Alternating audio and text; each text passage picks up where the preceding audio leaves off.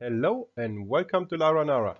And in today's video, we are going to talk about a very important and interesting subject, and that is your immune system.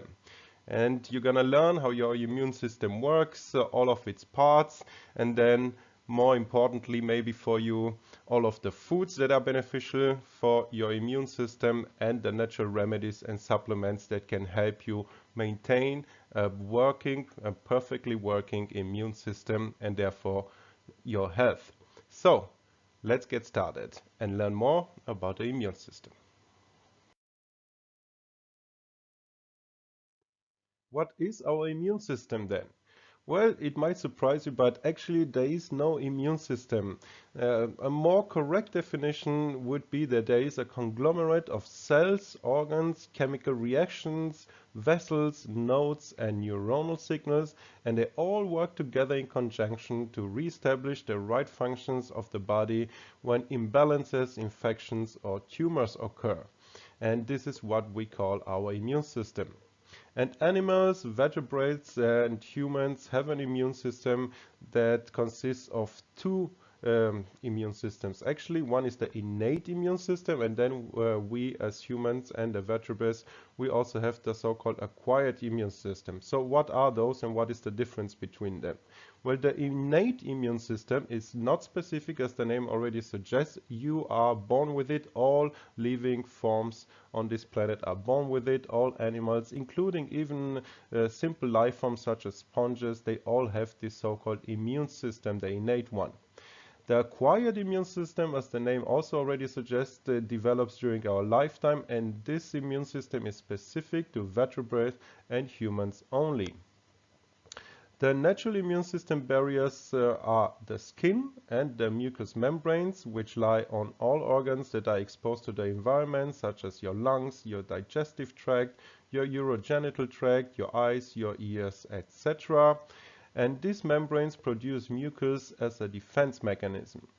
The second line of defense is your inflammatory system, consisting of your mast cells.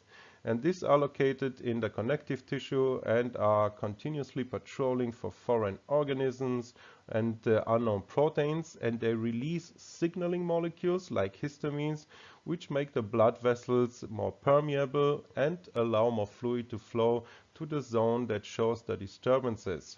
And some invaders can create allergic reactions here. Most of the defense jobs inside the immune fortress are done by the so-called white blood cells, also known as leukocytes. And these cells have full access to all body parts with the exception of the brain, certain central nervous system parts, and your spinal cord. Leukocytes have signal molecules which can open the capillary pores so that leukocytes can penetrate the other body zones, and this process is known as diapedesis. And those leukocytes come in 5 different shapes: the phagocytes, the neutrophils, the macrophages, the natural killer cells, and the dendritic cells. So what is the job of each one of those leukocyte types? The phagocytes, they engulf all microbes they find, and this is called the phagocytosis. The neutrophils are in the bloodstream, and after they have engulfed the microbes, they die and they collect together in the form of pus. Macrophages do not move so much around. They are mostly around specific organs, and their job is to eat microbes and mutated cells, and they do not die after having phagocyted these foreign proteins. Natural killer cells have a natural histocompatibility complex, and they check if your cells are healthy, and they kill those that are mutated and sick. The dendritic cells are lethal to pathogens but also intelligent bodies, and they record information about the pathogens and pass those on to the lymphatic system and your spleen, and they are kind of a body secret service. And the macrophages can do the same job. Let's talk also in a little bit more detail about the so-called acquired immune system that is unique to vertebrates and humans. So we do not have this immune system when we are born. It is an acquired information pool that is collected during the diseases that you have. And these are called antigens or antibodies. Antigens are not cells but highly specialized proteins, and antigens attach to the pathogen as informational tags, and therefore macrophages can recognize the invaders and destroy them. Your own acquired immune system cells, which are going after those pathogens, the mutated cells, and other out-of-range proteins, are the lymphocytes, or the white blood cells that we've already talked about. And there are two groups of lymphocytes, so-called T cells and B cells. T cells are made in the bone marrow and mature in the thymus gland, and B cells are generated and mature in the bone marrow. T cells are either of the effector T cells type, which is the signaling type, or of the memory T cells type, which is the recording type. Cytotoxic T cells kill the T cells which are collecting pathogens up to the point when they signal through antigens that they want to die. And the two different kinds of lymphocytes perform two different jobs, none of them being comparable with what the leukocyte cells of the innate immune system do. The cell-mediated response when the cells are already infected is that mostly the T cells are involved here, and the humoral response is when the humor, so your body fluids, are infected. Then the so-called B cells start patrolling around to kill the pathogens, and the B cells are covered in up to 200,000 antibodies. And in this graph shows you very nicely an overview of your immune system, the various organs it consists of, the tissues and the cells, and where they are located throughout your body. For example, you see here that you have this defense system in your tonsils, in your lymph nodes, in your thymus, your spleen, your Peyer's patches, your lymph vessels, and your bone marrow. Then you have the white blood cells that we talked about, which are the cells of the immune system, and they are made inside the bone marrow, as we've discussed. And the several types of white blood cells, the neutrophils, the monocytes, the eosinophils, the basophils, the lymphocytes, and the plasma cells. And on the bottom you can see that the immune system provides 3 levels of defense against disease-causing organisms. It provides barriers, it provides innate immunity, and the acquired immunity that we talked about already. We also have what is called the gut immune system, also known as the GALT, which stands for gut-associated lymphoid tissue. The gut immune system, or this gut-associated lymphoid tissue, is an important part of the total immunological capacity of an individual, and the GALT prevents the passage of bacteria and food antigens from the gastrointestinal lumen through the epithelium of the intestinal mucosa. It does allow, however, the translocation of minute amounts of viable and dead bacteria as important immunological information to the systemic immune system. Immune cells of the gut are organized in different compartments such as lymph nodes, lymph follicles, and the Peyer's patches that we've already mentioned in the overview. The single immune cells are distributed with the intestinal mucosa and between the epithelial cells. And to cope with various challenges, the GALT has developed at least 2 strategies. First one is that it provides for the immune exclusion by secreting antibodies to inhibit the colonization of disease-causing bacteria and to prevent mucosal infections. Second, the GALT possesses mechanisms to avoid overreaction to innocuous substances from occurring on mucosal surfaces. And the latter phenomenon is called oral tolerance and largely explains why most people show no adverse immune reactions to foods. However, in some individuals, the immune system initiates an inappropriate and exaggerated immune response towards food constituents, which is also known as a food allergy. Next, let's talk about the factors that influence your immune system. And here on the left you can see the sources of variation in immune function, and very important roles are played by the diet, the gut flora that you have, obesity, alcohol consumption, whether or not you're smoking, whether or not you're exercising enough, stress, whether it is environmental, physiological or psychological, your vaccination history, your exposure to pathogens in the past and in the present, your hormonal status, but also your age, your gender, your genetics, early life events, and the nutrient status. And on the right, we have a list of the most important vitamins and minerals as the micronutrients that your immune system needs in order to work properly, and the effects of the deficiencies or insufficiencies of each one of those micronutrients. So you need vitamin A, vitamin D, vitamin E, vitamin B6, but also vitamin C, and then you need zinc, selenium, carotenoids, and flavonoids.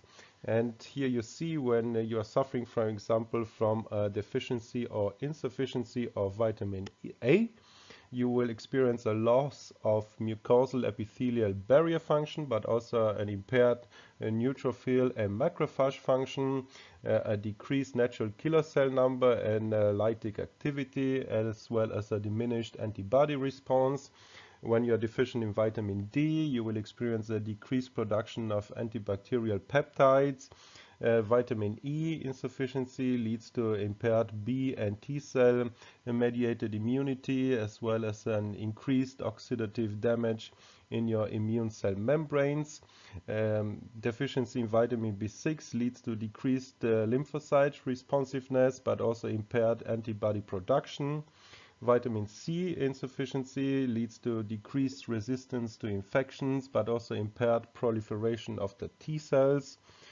Zinc, if you are deficient in zinc, you will experience an impaired T cell development, but also impaired lymphocyte responsiveness and a decreased resistance to infections. Selenium, insufficiency in selenium will lead to increased oxidative damage in your immune cell membranes, but also decreased cytokine production, decreased resistance to viruses, and a decreased antibody production. Carotenoids, decreased natural killer cell activity, decreased production of cytokines, and an impaired function of the phagocytes. And when you are deficient in flavonoids, you will experience immunomodulating effects. How can we then boost our immune system? We've learned from our recent videos that our power engine is the lungs, so first aid must be given to these very sensitive and vital organs. Today the most affected organs are the lungs, and therefore you can see that respiratory diseases are on the rise, and that since 2016 the first cause of death and sickness have become the respiratory conditions. The lungs get sick when the digestive tract does not work properly, and not absorbed digestion residues and waste penetrate the liver and the lymphatic system. Both these two organ systems drain the toxic garbage into the so-called venal bloodstream, and the first station of the venal bloodstream is your lungs. And to prevent but also correct the respiratory and lung conditions, you need to take some steps. First step is to correct your toxic nutrition and detoxify your lymphatic system and your liver, and most importantly also your colon. Secondly, you must change your nutrition to acid-less or mucus-less nutrition based on fruits, vegetables and nuts. We also highly recommend intermittent fasting. Thirdly, exercise and correct breathing with a short silent inhalation that takes about 5 to 7 seconds, and a double digit exhalation that takes about 20 to 50 seconds to normalize the carbon dioxide levels in your blood, and they should be at about 6.5%, but also cleanse your lymphatic system. Fourth is that there are classical supplements which support a healthy immune system, and they must be taken permanently. There are also specific herbs that are beneficial for cleansing underlying infections, and we're gonna present the most important ones to you in the following slides. The galvanic therapy is a great all-round healer. It repolarizes your sick cells, it eliminates the toxins and pathogens, which means boosting and supporting your immune system. And in this video, we will specifically address the immune system, natural supplements and herbs. And here we have it, the supplements that are great for boosting your immune system. So almost the whole globe population suffers from a vitamin and mineral deficiency, a depleted immune system therefore, and it's even worse for the elderly population, which shows up to 50% or higher percentages of major supplement deficiency. And the supplements must be taken permanently for prevention that we're going to talk about, but also for maintenance and active support of your immune system. And also you can obtain many of the supplements by eating the right food that you can see here on the right. So you need zinc, chelated 20 to 50 milligrams per day. You need beta carotene, 2,500 units per day, and that is then converted in your body into vitamin A. You also need vitamin C, as we've seen, 2 to 4 grams per day. Vitamin E, 200 units per day. Selenium, 100 mcg twice per day. Multiple vitamin B complex. Vitamin D3, 5,000 to 20,000 units per day, together with vitamin K2. Grapeseed extract, also known as OPC, 2 to 4 capsules per day, only with the meals. L-carnitine, 2 to 4 grams per day. Iron in shape of ferritin or fluoridix, 10 milligrams per day. And essential fatty acids of plant or animal origin. And here in the right graph, you can see the good food sources that will also bring you the necessary nutrients and vitamins. For example, for EPA and DHA, fish is a very good source, especially herring, salmon, and sardines. For vitamin A, eggs, carrots, sweet potatoes. For vitamin C, sweet red pepper, but also strawberries, vitamin D, pink salmon, sardines, milk, etc. Vitamin E, almonds, sunflower oil, and you can pause the presentation here and take a closer look at this graph if you are interested to know which food works for you. You can also see it very nicely from the images. And here is the list of the natural herbs that will help you boost and maintain your immune system. And if you take those herbs in conjunction with the nutritional support and the lifestyle changes that we've already talked about, it will be of great help for rehabilitating and supporting your immune system. You should take daily 3 times 10 to 20 drops of a mixture consisting of the following herbs. First, Echinacea angustifolia, especially to support your immune system in conjunction with respiratory diseases. Then boneset, also known as Eupatorium perfoliatum. It's also great for treating respiratory diseases, but also flus and colds. American ginseng, known as Panax quinquefolium, proprietary tincture, also used in treating respiratory infections.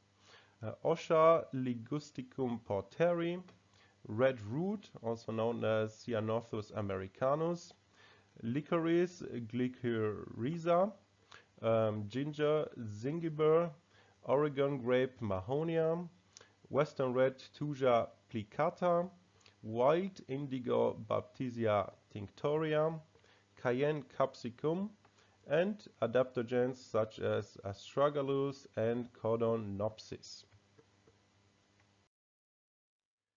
Other procedures to boost your immune system. Well, the immune system is strongly related to your lymphatic system and the connective tissue, as we've seen, and both are interconnected with your liver, your spleen, and your lungs, as we have discussed. And once there are toxins and proteins in your blood and pathogens are not drained through your lymphatic system properly, the immune functions will strongly get impaired and you will become sick. And therefore, the detoxification of your colon, your liver, and your lymphatic system is very important, and it will boost your immune system.